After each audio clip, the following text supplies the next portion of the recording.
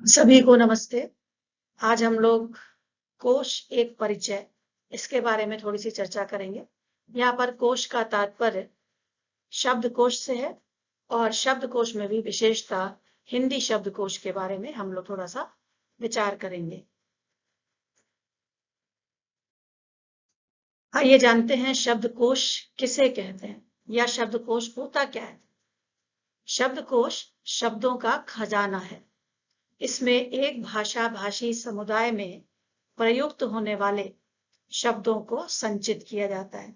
यानी किसी भी भाषा के बारे में अगर हम बात करें तो उस भाषा से जुड़े हुए जितने भी शब्द हैं जो उस भाषा में बोलते समय या लिखते समय प्रयोग किए जा रहे हैं, उन सभी शब्दों को वहां पर एकत्र किया जाता है। शब्दकोश में शब्दों की व्युत्पत्ति, स्रोत, लिंग, शब्द रूप एवं विभिन्न संदर्भ परक अर्थों के बारे में जानकारी दी जाती है। अर्थात कौन सा शब्द कहाँ से उत्पन्न हुआ है, उसकी उत्पत्ति कहाँ से हुई है, वो हमें कहाँ से प्राप्त हुआ है, लिंग क्या है, शब्द किस प्रकार का है और किन किन अर्थों में हम उसका प्रयोग कर सकते हैं, इसके बारे में विस्तृत जानकारी शब्दकोश में उपलब्ध रहती है। हिंदी शब्दकोश में हिंदी वर्णमाला का अनुसरण किया जाता है, परंतु अंग से प्रारंभ होने वाले शब्द सबसे पहले दिए जाते हैं।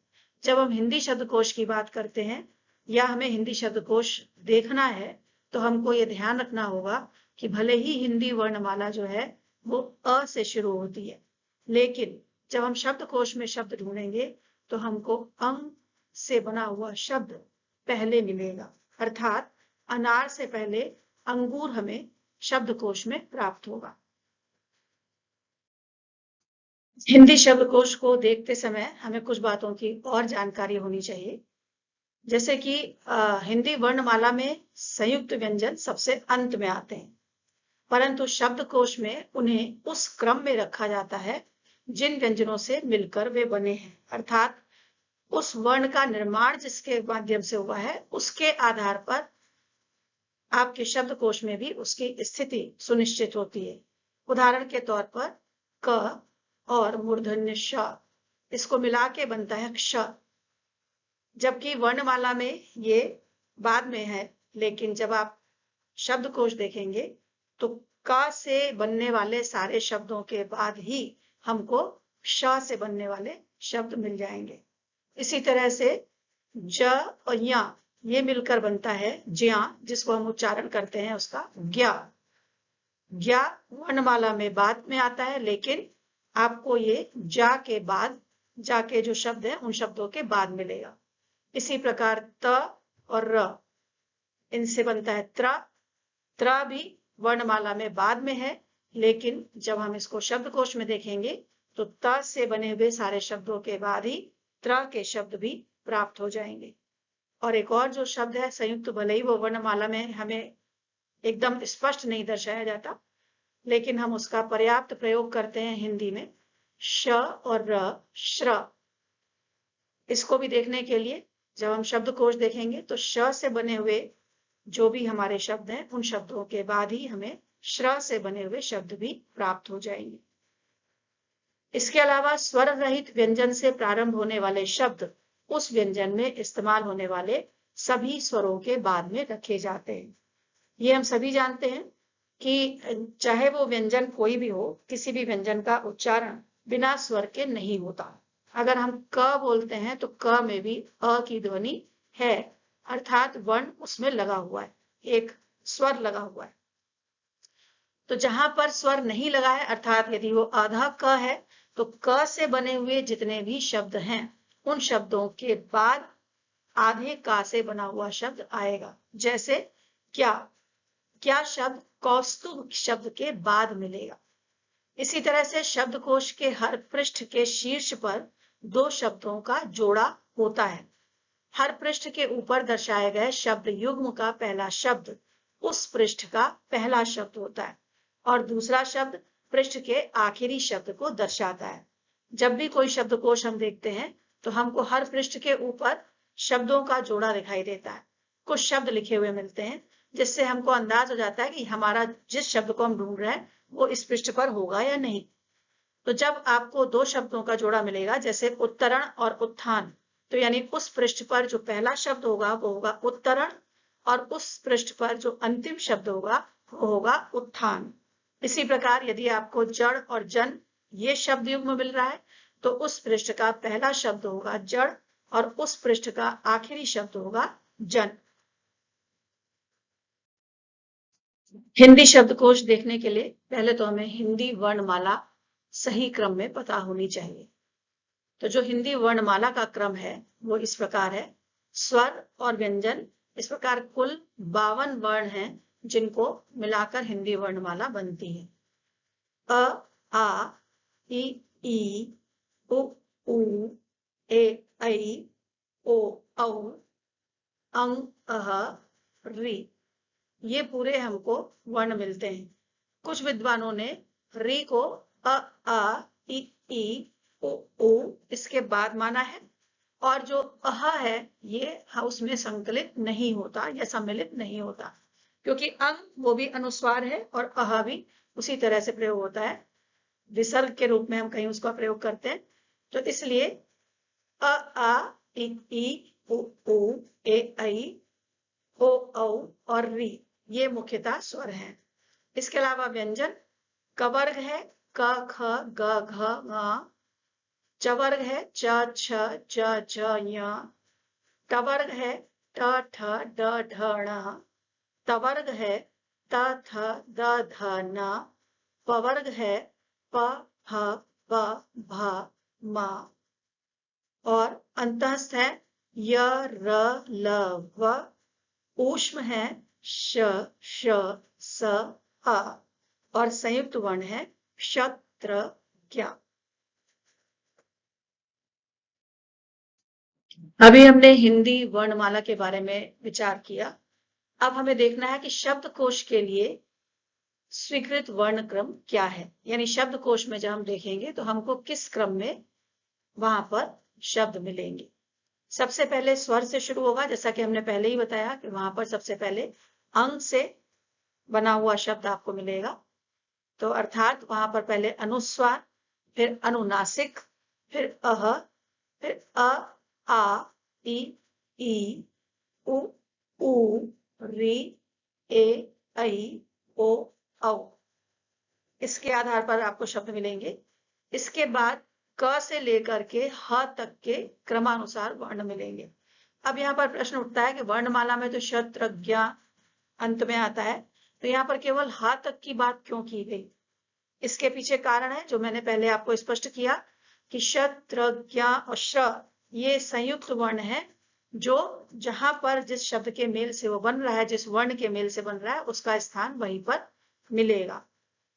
अब उसके आधार पर अगर हम क्रम देखें तो व्यंजन में जब हम देखेंगे तो ये हमको वर्ण का जो क्रम है शब्दकोश में इस क्रम से बना हुआ हमें शब्दों का पूरा प्रारूप प्राप्त होगा।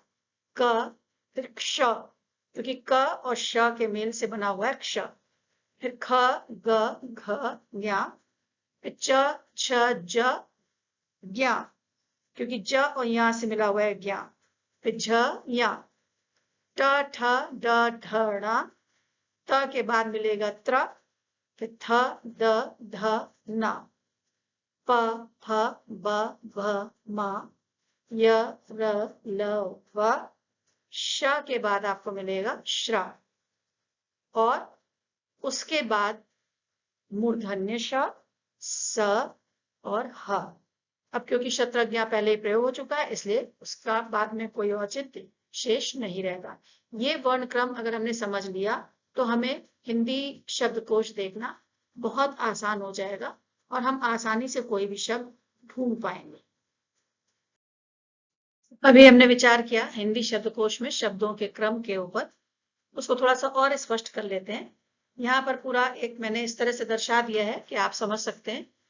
अंग, अंग, यहाँ पर अनुस्वार, अनुनासिक, अह, इसके पश्चात अ, आ, ई, उ, री, ए, ऐ, ओ, औ, क के बाद क्ष, ख, घ, ग, घ, च, छ, ज, ज्ञ या ज्ञ, झ, ट, ठ, ड, ढ, त के बाद त्र, फिर थ, द, ध, न, प, फ, ब, भ, म, य, र, ल, व, श, श्र, श, स, ह।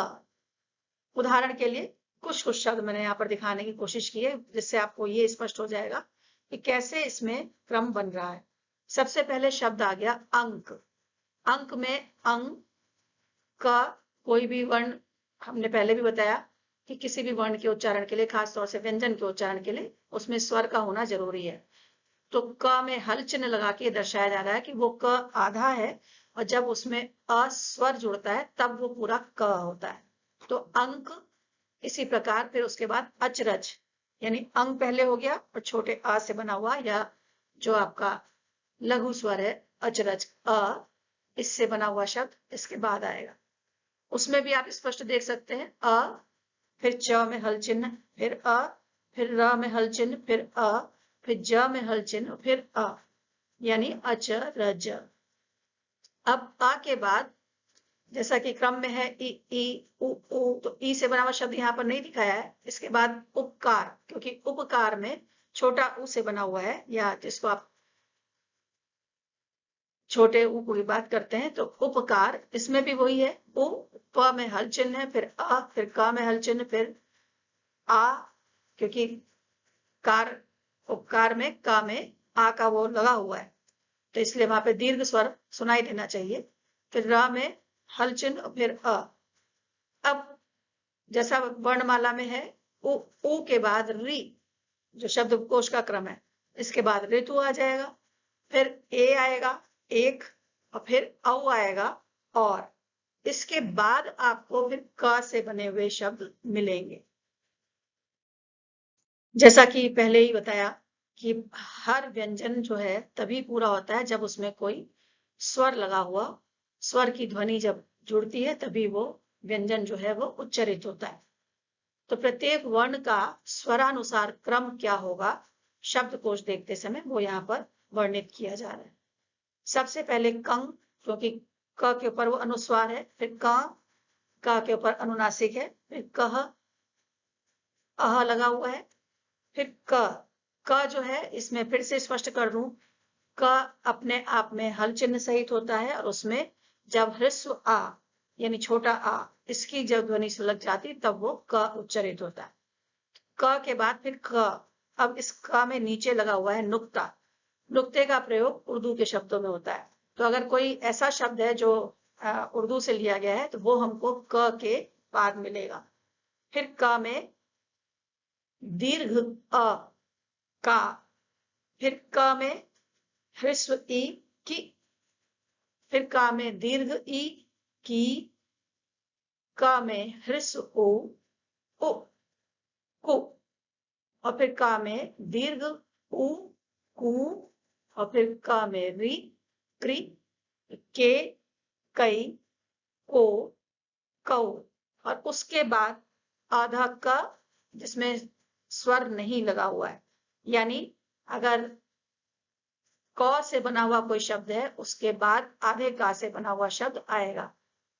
ये स्पष्ट कर दिया है कि क के नीचे जब नुक्ता लगा है वो उर्दू का कोई शब्द होगा और उसका प्रयोग हमको ढूंढना है, तो हमको क के तुरंत बाद उसको देखना होगा।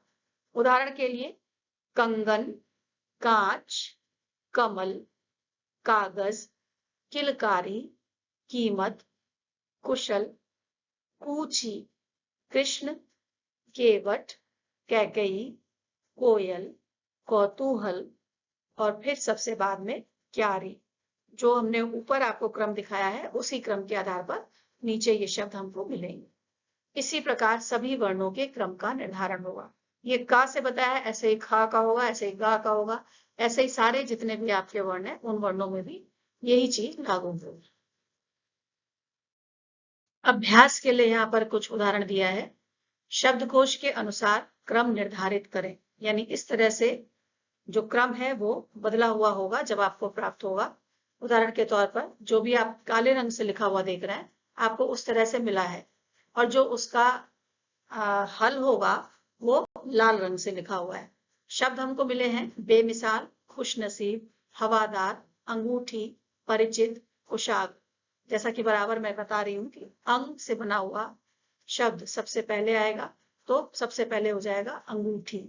अब स्वर के बाद जब व्यंजन शुरू होते हैं तो क से शुरू होता है। अब क में हमें सीधे कुशाग्र मिल रहा है, कुशाग्र। फिर खा से बना हुआ खुशनसीब। अब इसके बाद सारे अब पूरा वर्ण आप जब वर्णमाला बोल लेंगे तो आपको फिर परिचित, क्योंकि प फ ब भ म, तो परिचित, फिर बेमिसाल, और फिर य र ल व श श स ह, फिर हवादार। इस तरह से ये शब्द का सही क्रम होगा। इसी तरह से दूसरी पंक्ति में देख लेते हैं। ज्ञानी, घरौंदा, होशियार, चांदनी, सकुशल, हिम्मती, कवि। अब क से शुरू हो रहा है क्योंकि इसमें अभी कोई भी स्वर से बना हुआ हमें शब्द नहीं मिल रहा है, तो इसलिए कवि, फिर घरौंदा, चांदनी। अब च वाले वर्ग में, च वर्ग में च छ ज झ, तो च छ ज के बाद ज्या या ज्ञा आएगा, तो यहां पर हो जाएगा ज्ञानी। फिर सकुशल, हम हिम्मती और होशियार दोनों ह से बने हुए हैं, तो यहाँ पे हमको वर्ण का ध्यान रखना पड़ेगा। वर्णमाला जो हमारी पूरी है, स्वर हमारा कौन सा पहले आता है, तो पहले ई आता है, बाद में ओ आता है, इसलिए हिम्मती पहले हो जाएगा और होशियार बाद में हो जाएगा। अगले पे हम लोग ध्यान देते हैं। पतंग, परवरिश, पहचान, परिस्थिति, परेशानी, पसोपेश। अब प पहला वर्ण है प, और प में कोई भी स्वर नहीं लगा हुआ है, कोई मात्रा नहीं है, तो पतंग पहला वर्ण हो गया, शब्द हो गया। अब इसमें ध्यान देना है, जो पतंग और परवरिश, तो त और र में क्या पहले आता है, तो मानी बात है त थ द ध न य र ल व, तो त पहले आता है इसलिए पतंग पहले हो गया, परवरिश बाद में हो गया। उसके बाद परिस्थिति, क्योंकि दोनों ही उसमें शब्दों में आप देखेंगे प के बाद रा, यहाँ पर भी प के बाद रा, यहाँ पर भी, लेकिन परवरिश में रा में कोई भी स्वर नहीं है, कोई मात्रा नहीं है, और परिस्थिति में ई की मात्रा लगी हुई है, छोटी ई की मात्रा, इसलिए परिस्थिति। फिर परेशानी, रा में ए की मात्रा है, वो ई के बाद आएगी, इसलिए परेशानी। पसोपेश, अब पा के बाद अब स आ गया यहाँ पर, अभी तक तो र चल रहा था, तो र के बाद स मानी बात है बाद में आएगा, इसलिए पसोपेश, और फिर स के बाद ह आएगा, इसलिए पहचान।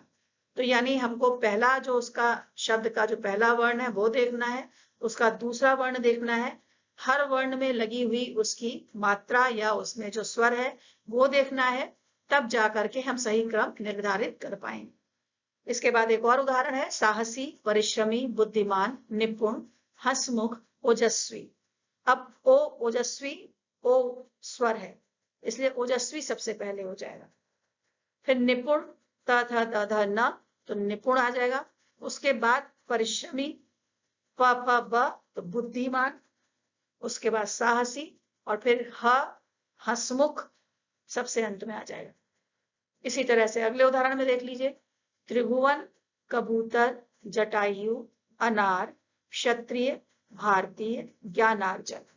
इसमें ध्यान दीजिएगा, इस पंक्ति में त्र, क्ष और ज्ञ तीनों जो आपके संयुक्त वर्ण हैं उनका यहाँ पर प्रयोग है, तो हमें ध्यान देना पड़ेगा कि ये कहाँ पर आएंगे। अनार, मानी बात है अ से शुरू हो रहा है, एक ह्रस्व आ है, ये स्वर है, अनार सबसे पहले हो जाएगा। फिर स्वर के बाद व्यंजन जब आरंभ होते हैं तो कबूतर का हो जाएगा। अब का के बाद ही क्ष से बने हुए शब्द आने हैं, इसलिए यहाँ पर क्षत्रिय हो जाएगा।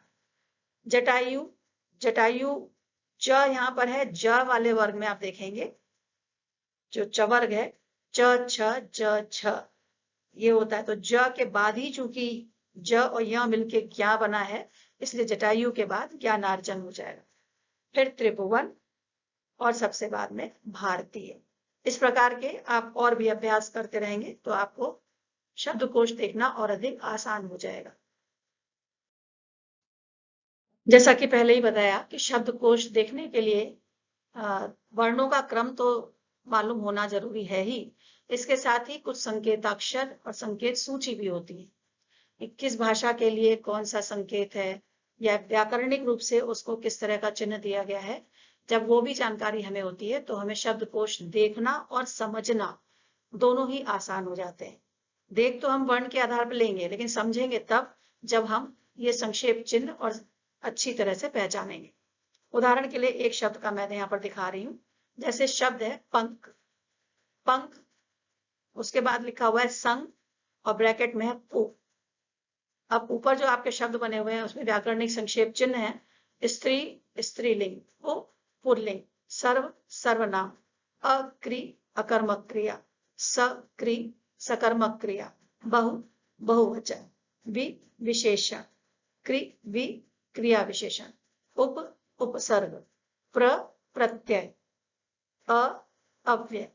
इसी तरह से भाषा स्रोत, कहाँ से भाषा प्राप्त हुई, कहाँ से वो शब्द प्राप्त हुआ है, किस भाषा से लिया गया है, उसके लिए जो चिन्ह है वो है सन, संस्कृत, ही, हिंदी, अंग, अंग्रेजी, अ, अरबी, तु, तुर्की, फा, फारसी, बो, बोलचाल, पु, पुर्तगाली, साहि, साहित्य, व्या, व्याकरण, फ्रान, फ्रांसीसी। अब हमको ये संक्षेप जब पता है तो हम आसानी से उसको समझ पाएंगे। अब जैसे पंख है, उसके आगे लिखा हुआ है संग, संग मतलब संज्ञा, ब्रैकेट में है पु अर्थात पुल्लिंग। अर्थ उसका क्या है, कीचड़ या दलदल। उसी से शब्द जब बना पंख में ही ज और जुड़ा, ज क्या है, विशेषण, और पुल्लिंग, उत्पन्न होने वाला। अब दोनों को जोड़ के जो शब्द बनेगा वो है पंकज, ये फिर संज्ञा हो गया और पुल्लिंग है, यानी पंख से उत्पन्न होने वाला या पंख में उत्पन्न होने वाला अर्थात कीचड़ में उत्पन्न होने वाला। ये पंकज शब्द जो है वो कमल के लिए प्रयुक्त होता है, तो कीचड़ में उत्पन्न होने वाला पुष्प अर्थात कमल। और अब उसको आपको समझना कितना आसान है कि पंख में उत्पन्न हुआ है इसलिए वो पंकज है। तो पंख मतलब है कीचड़, कीचड़ या दलदल में जो उत्पन्न हो रहा है वो पुष्प है, पंकज अर्थात कमल।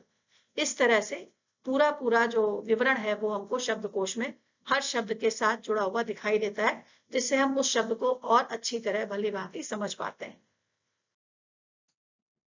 इस वीडियो के शीर्षक में जैसा कि लिखा था कोश एक परिचय, तो शब्दकोश तो हमने समझ लिया। इसी प्रकार किसी भी भाषा में पूरी तरह से जानकारी प्राप्त करने के लिए या किसी भी विषय पर ठीक से विस्तृत जानकारी प्राप्त करने के लिए हमारे बहुत बड़े सहायक होते हैं संदर्भ ग्रंथ। तो संदर्भ ग्रंथ क्या है, इसके बारे में भी हम लोग थोड़ा सी जानकारी प्राप्त करते हैं। जिस प्रकार शब्दकोश में शब्दों के अर्थ दिए होते हैं, उसी प्रकार संदर्भ ग्रंथों में मानव द्वारा संचित ज्ञान को संक्षिप्त रूप में प्रस्तुत किया जाता है। अर्थात जो भी हमें जानकारी अब तक प्राप्त होती है उन सबको संदर्भ ग्रंथ में संकलित करते जाते हैं। संदर्भ ग्रंथ कई प्रकार के होते हैं। संदर्भ ग्रंथ का सबसे विशद रूप है विश्व ज्ञान कोश। इसमें मानव द्वारा संचित हर प्रकार की जानकारी और सूचनाओं का संक्षिप्त संकलन है। अंग्रेजी में हम लोग एनसाइक्लोपीडिया अक्सर सुनते हैं, वैसे ही हिंदी में विश्व ज्ञान कोश। संदर्भ ग्रंथ गागर में सागर के समान है। जब भी किसी विषय पर तुरंत जानकारी की आवश्यकता होती है, संदर्भ ग्रंथ हमारे काम आते हैं। यानी किसी विषय से, किसी शब्द से संबंधित आपको कोई जानकारी चाहिए तो आप उसको संदर्भ ग्रंथ में ढूंढ सकते हैं। अब ढूंढेंगे कैसे, उसके लिए भी शब्दकोश का जो नियम है वही वहां पर भी लागू होता है। संदर्भ ग्रंथों में जानकारियों का सिलसिलेवार संकलन शब्दकोश के नियमों के अनुसार ही होता है। अगर मान लीजिए आपको एपीजे कलाम साहब के बारे में जानकारी प्राप्त करनी है और मान लीजिए खाली कलाम शब्द से अगर आप करते हैं तो आप कलाम शब्द वहां पर ढूंढेंगे और उसके बाद आपको कलाम से जुड़े हुए जितनी भी जानकारियां हैं वो सारी वहां पर संक्षिप्त रूप में मिल जाएंगी। तो संदर्भ ग्रंथ को देखने के लिए भी शब्दकोश की तरह ही जो हमारा क्रम था उसी क्रम के अनुसार हमें उसका पालन करना होता है। बस वहां पर है क्या कि वहां पर जो विषय है उस विषय से संबंधित जो भी जानकारी वहां पर संकलित है वो हमको वहां पर प्राप्त हो जाएगी। शब्दकोश में शब्द के बारे में विस्तार से जानकारी प्राप्त होगी और जो संदर्भ ग्रंथ है वहां पर किसी भी विषय के बारे में, विषय वस्तु के बारे में हम वहां पर जानकारी प्राप्त कर सकते हैं। संदर्भ ग्रंथों में ही उसी श्रृंखला में जो और महत्वपूर्ण जो हमारे पास संदर्भ ग्रंथ हैं वो है साहित्य कोश और चरित्र कोश। नाम से ही स्पष्ट हो जाता है, साहित्य कोश में साहित्यिक विषयों से संबंधित जानकारियां संकलित होती हैं। यानी साहित्यिक विषय पर अगर हमें कोई जानकारी ढूंढनी है तो वो हमें साहित्य कोश में आसानी से मिल जाएगी।